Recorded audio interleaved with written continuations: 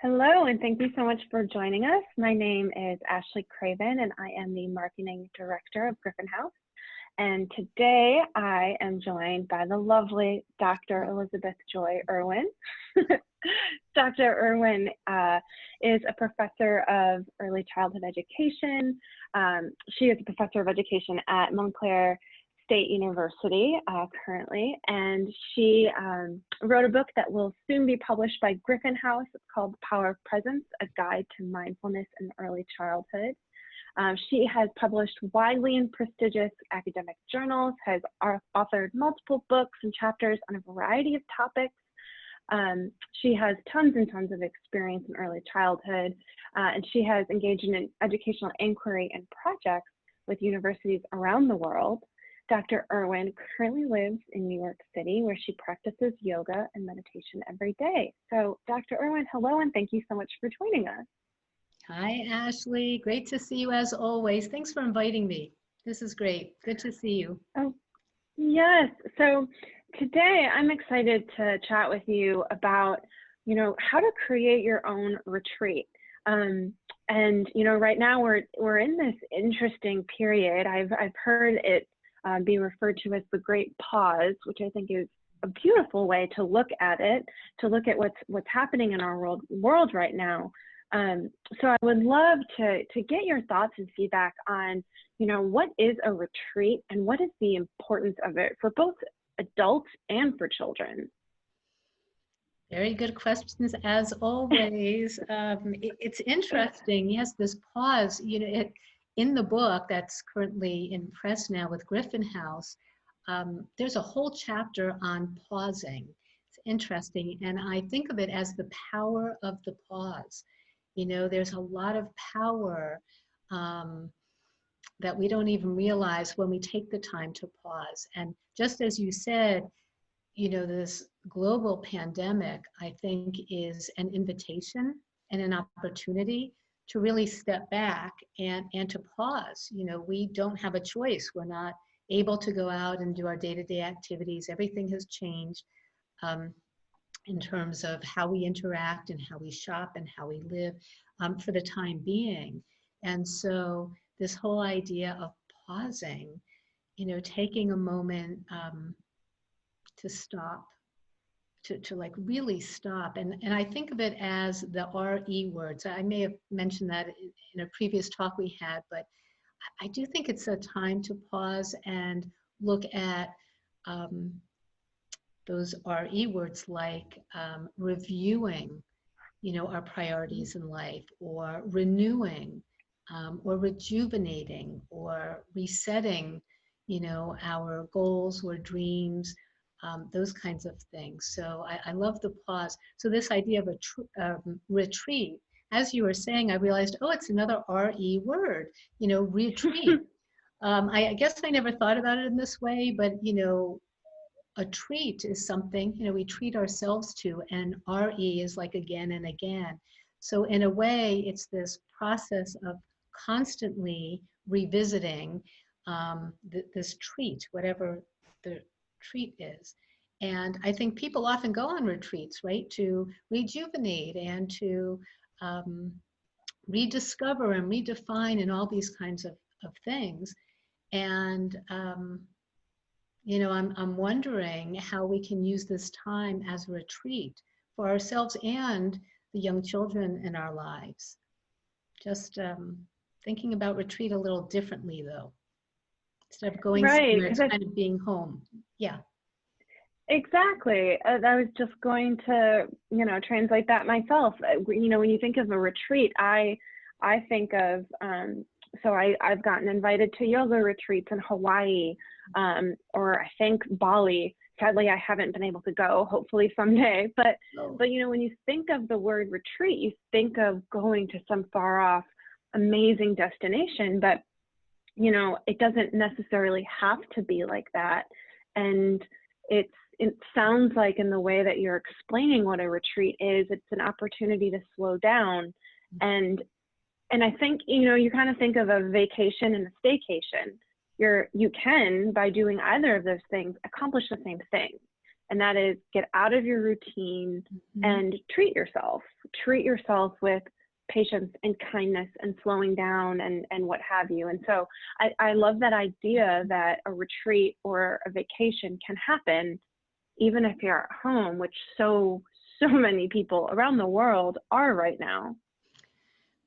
Yeah, excellent points. Absolutely. And, you know, I'm thinking that it's worthwhile to explore, like if you were going on a retreat right now, or anybody, you know, what would you want out of that retreat? You know, fresh perspectives about your values, or maybe priorities, or new directions, or maybe to reignite some dreams, you know.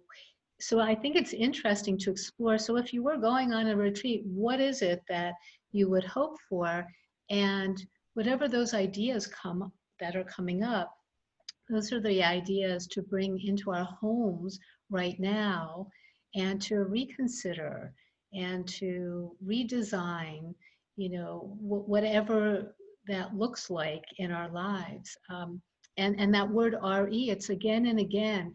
So I kind of think of retreats also, even though they do tend to be one-shot deals, like you're going away somewhere to rejuvenate, or in a way though, it's only the beginning, or a continuation, I should say, of this revisiting and rebalancing of life. So a retreat doesn't or shouldn't necessarily just happen once. It's really part of an ongoing kind of exploration, um, you know, in this journey we call life.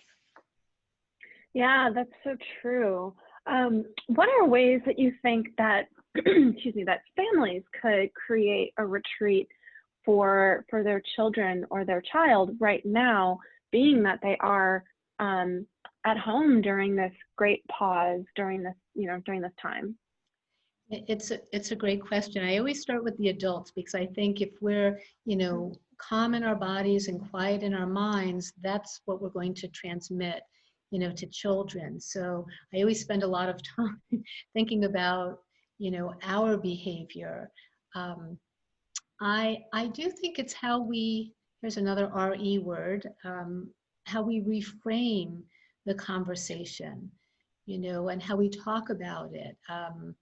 You know, I hear people, and there is a lot going on, so this is not to minimize anything, because, you know, I was teaching last night, my grad class, and on Zoom, and we were talking about, you know, what are some of the things you're dealing with? And, you know, one of my students' grandfather had just passed away last week, and, you know, somebody else's father is a police officer, and somebody's husband, you know, is a physician. So there is a reality here, and clearly we that needs to be acknowledged, and actually just noted in terms of like the deep gratitude for people out there. So with that said, um, I think there's ways to also find retreats, so we're not in this constant ball of stress.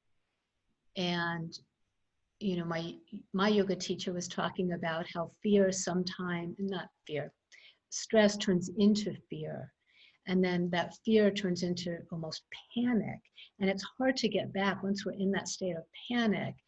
It's much harder, and then we're not rational in our decision making and the choices we make.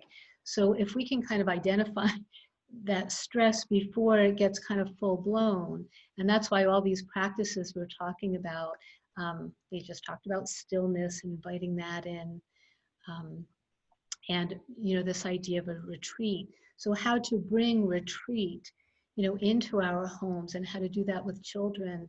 I think it's really just making the decision to do that. So as I was saying, sorry, I took a detour a little bit, but reframing, you know, the conversation. So you and I were talking about, you know, instead of people maybe talking about how they're stuck at home, well, how wonderful that we get to be home, we get to be all together, and we're safe here, you know, or other kinds of things. It's kind of reframing it. And so the words, kind of the negative words, are replaced by either neutral or positive words. Um, Mm-hmm. And I think that's something, it's a constant kind of thing. And when we invite that kind of talking with children, that discourse with children, they help us also talk about things in, a new light. So I think that's an easy way to start. How we talk about things is going to reflect how we think about things. Um, and I think that's Right. the beginning. Yeah. And what about, creating new routines or new practices? You talk about stillness and you talk about nature and the importance of nature. What are some ways that families could integrate those different concepts in their retreat at home? Well, it's going to depend, on the family and what's important, but I think a good way to start is to think what is important in our lives. And if we want to invite, for example, more stillness, how do we do that? And some people create kind of these stillness spaces or silence spaces in their homes. And it could be a corner. I mean, you don't need a separate room, although that's lovely. It just could be a corner in a room, or it could be a pillow that you sit on, and when you go there, you feel peace, and or just take time out. It's really nice to be able to do that together. To sit together in silence, even if it's for a minute or 2 minutes, to just sit and breathe, have your eyes closed. So I think just making the decision to do that would be the first step. There's lots of amazing ways to do or to invite new routines, even taking a walk. We talked about this a little while ago, but taking a silence walk or taking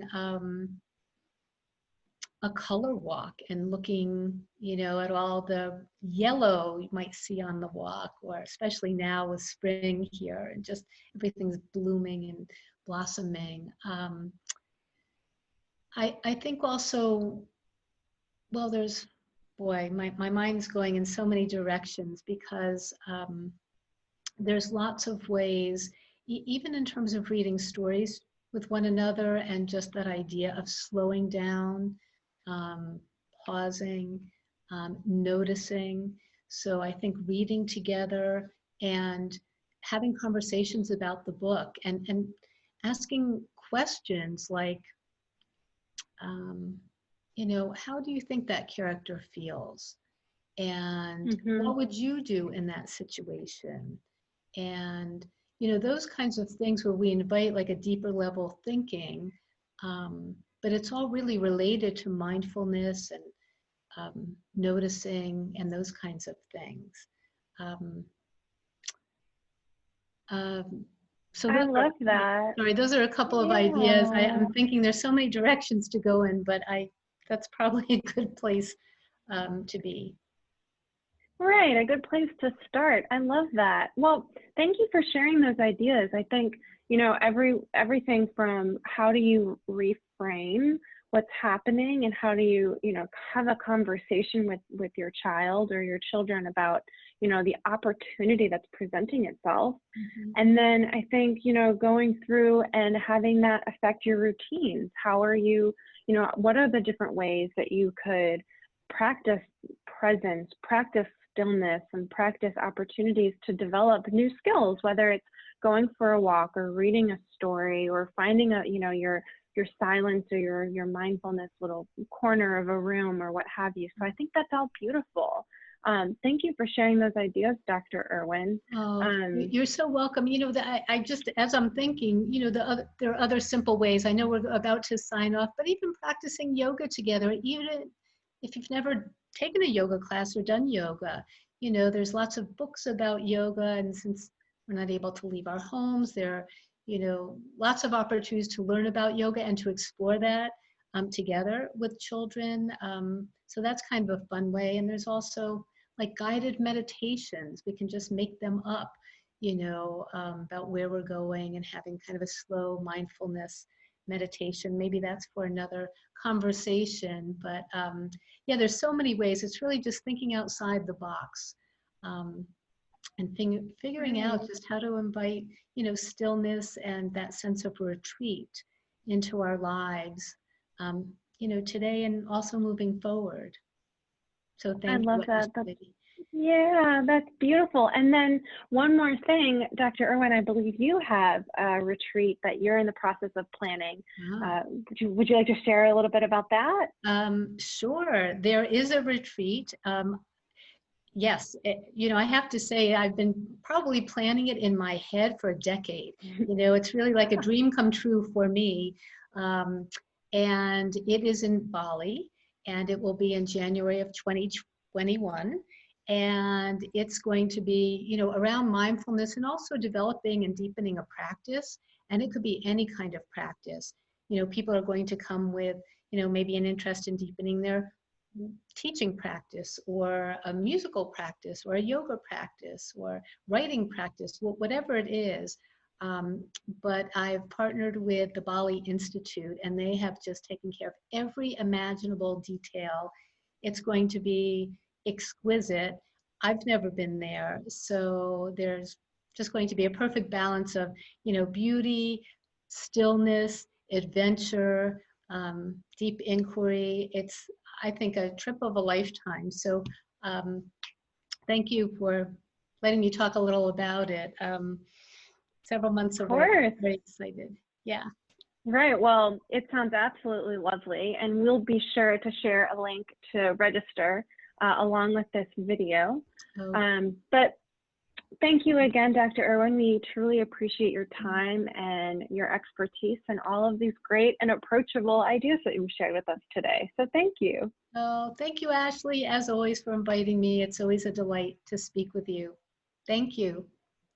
Thank you. And everyone, thank you for joining us. We'll be sure to post other links so you can learn more about Dr. Erwin, and you can work alongside her with breathing exercises and other video content where you can learn about stillness and much, much more. So thank you.